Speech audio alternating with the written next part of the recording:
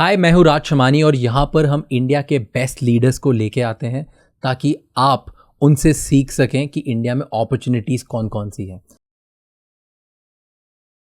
Okay, so tell me, I have a question कि इससे बचे कैसे? मैं ना डराना नहीं चाह रही, ठीक है राज, लेकिन मैं रियलिटी बता रही हूँ। ओके, अभी परसों मेरे एक जानने वाले हैं लॉयर, उनका नाम है अमीश अग्रवाल। उन्होंने एक ऑर्डर शेयर किया अपने क्लाइंट का। उन्होंने बताया कि बहुत सारे लड़के जो हैं या आदमी जो हैं उनसे बोलते हैं कि so we are in a live in relationship, लेकिन हम लोग को डर लग रहा है कि कहीं अगर लिव इन रिलेशनशिप एंड होगा तो हमारे ऊपर रेप केस ना लग जाए। ओके, तो हालांकि अमिश ने तो ये लिखा ही, मैं भी मतलब I was also of the opinion कि अगर आप एक किसी तरह का अग्रीमेंट कर लो या फिर एक किसी तरह की अंडरस्टैंडिंग को डॉक्यूमेंट कर लो कि भैया हम लोग साथ में रह रहे हैं, अपनी मर्जी से रह रहे हैं, और अगर नहीं हुआ तो हम लोग शादी नहीं करेंगे, ऐसा कोई प्रॉमिस वगैरह नहीं है, तो शायद इंसान बच जाता। लेकिन 2 दिन पहले मेरी थोड़ी सी गलतफहमी जो है दूर हुई, जहाँ पे एक कोर्ट ने एक ऐसे ही केस में लड़के ने अपनी पार्टनर, लिव इन पार्टनर के साथ एक अग्रीमेंट किया कि वी बोथ आर अडल्ट्स, हम लोग दोनों के दोनों जो हैं ऐसे कंसेंशुअल रिलेशनशिप में, लिव इन रिलेशनशिप में, और कोई ऐसी शादी वाली बात नहीं है, and we are both staying together. लेकिन रिलेशनशिप खराब हो गया और लड़की ने रेप केस लगा दिया कि इसने शादी का झांसा देकर उसका रेप किया है for this much time. Okay, उसके बाद उस लड़के की बेल रिजेक्ट कर दी जाती है जज के द्वारा, और जज बोलता है कि अगर लड़के ने अग्रीमेंट बनाया तो इसका मतलब उसके दिमाग में पहले से कुछ खुराफात होगी। ऐसे कौन लड़की से अग्रीमेंट को साइन करेगी कि वो लड़के साथ ऐसे ही रह रही है? इलाहाबाद हाई कोर्ट का एक जजमेंट था अभी रिसेंटली, ज़्यादा प्रॉब्लमेटिक हो गया देन। हाँ, इलाहाबाद हाई कोर्ट का एक जजमेंट था जहाँ पे उन्होंने बाकायदा कहा कि भारत जैसे देश में एक लड़की के लिए लिव इन रिलेशनशिप में रहने के बाद अकेले रहना बहुत मुश्किल है, इसलिए जब ये रिलेशनशिप ख़त्म हो जाता है तो उस मेंटल उसमें वो रेप का केस लगा देती है, उनके पास और कोई चारा भी नहीं है। This is a court saying it. मतलब आप क्या बोल रहे हो कि एक अडल्ट लड़की जो है वो अपने दिमाग से सोच ही नहीं सकती? इन 2014 the number of rape cases on false promise of marriage as a percentage of the entire rape cases that are filed in India was just 21%. By the end of 2019, rape on false promise of marriage cases have risen up to 51%. In 2021, 41% of all the rape cases filed in India were rape on false promise of marriage. And these are numbered in thousands and thousands, and these are guys and men. immediate arrest होता है, कोई पूछना ही नहीं, कोई बातचीत ही नहीं, कुछ भी नहीं, इमीडिएटली लड़के को उठा के जेल में डाल देते हैं। चाहे कितनी ही चैट्स हों उसके पास, चाहे कितना भी हो, आपके ऊपर 376 का केस हो गया, so police is bound to arrest you. हालांकि आज के टाइम पे बहुत सारे लड़कों को एंटिसिपेटरी बेल अब मिलने लग गई। एंटिसिपेटरी बेल पहले के टाइम पे एक बिल्कुल रेयरिटी थी रेप केस में मिलना, लेकिन क्योंकि इतने सारे फॉल्स केस हमारे सिस्टम में आ गए तो एंटिसिपेटरी बेल्स मिल रही हैं। But coming back to your question कि बचना कैसे है, नो वन कैन प्रेडिक्ट कि किसके साथ इस तरह का सिचुएशन हो जाए, लेकिन the most important things to keep in mind, जो सबसे ज़्यादा इंपॉर्टेंट चीज़ें हैं जो किसी भी लड़के को या आदमी को रखनी चाहिए अपने दिमाग में, वो ये सबसे पहली चीज़ है कि अगर आपने कुछ गलत नहीं किया है तो आपको डरना नहीं चाहिए।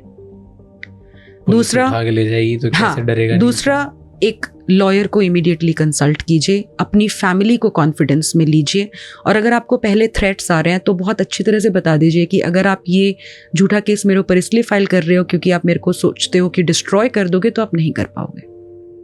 Be strong, be confident. ये कहना आसान है, करना बहुत ज़्यादा मुश्किल है, बट रिकॉर्सेस हैं, मतलब आप एंटिसिपेटरी बेल फाइल कर सकते हो। उसके अलावा मुझे लगता है कि बहुत ज़्यादा इंपॉर्टेंट है आज के टाइम पे रिलेशनशिप्स को डॉक्यूमेंट करना।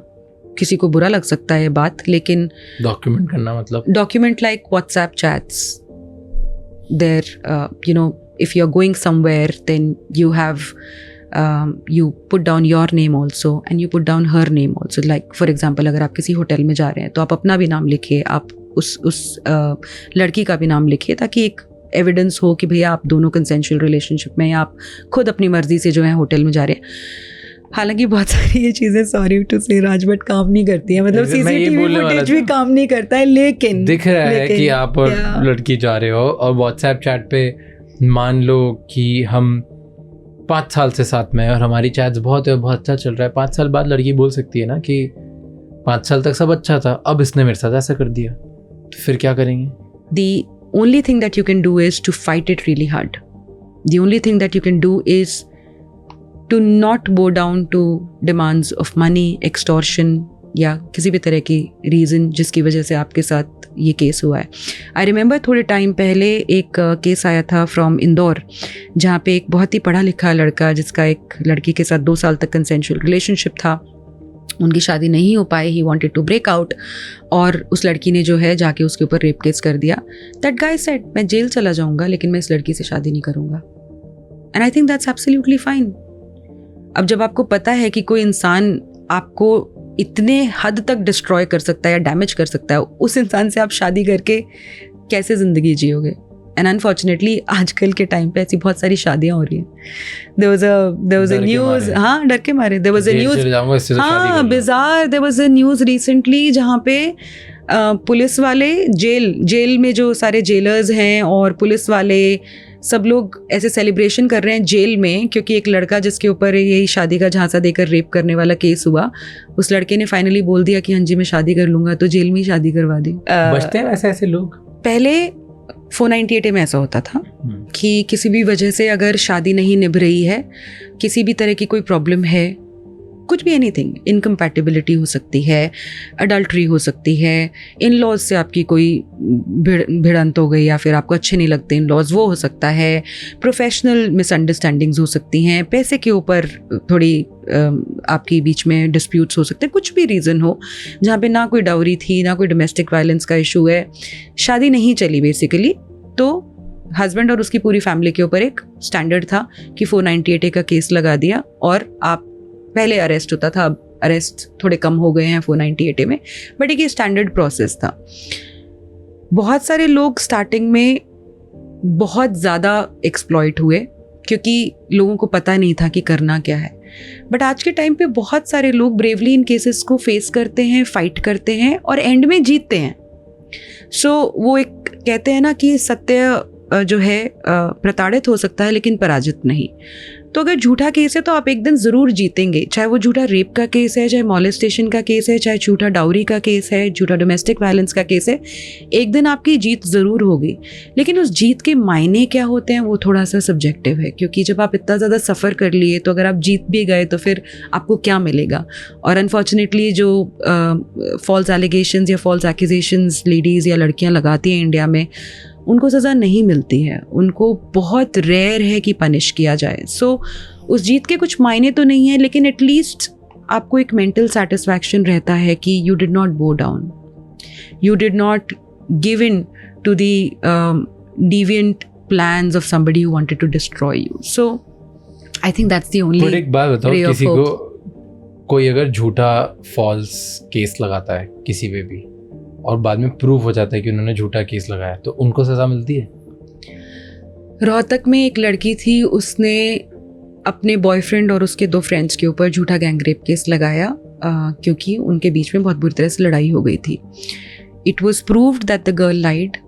उसको जो पनिशमेंट दी, क्योंकि जब तक केस ट्रायल आया और उन लड़कों का एक्विटल हुआ तब तक उस लड़की ने किसी और से शादी कर ली थी, she had her own family and everything. तो कोर्ट ने बोला कि क्योंकि ये इसकी शादी हो गई है, अब इसकी अपनी एक फैमिली है, तो हम इसको पनिश नहीं करना चाहेंगे। तो उस लड़की को 7 घंटे कोर्ट में रहने की सज़ा मिली थी। थैंक यू सो मच ये क्लिप एंड तक देखने के लिए। ऐसी और बेहतरीन इंसाइटफुल नॉलेजेबल क्लिप्स के लिए राज शमानी क्लिप्स चैनल को सब्सक्राइब कर लो।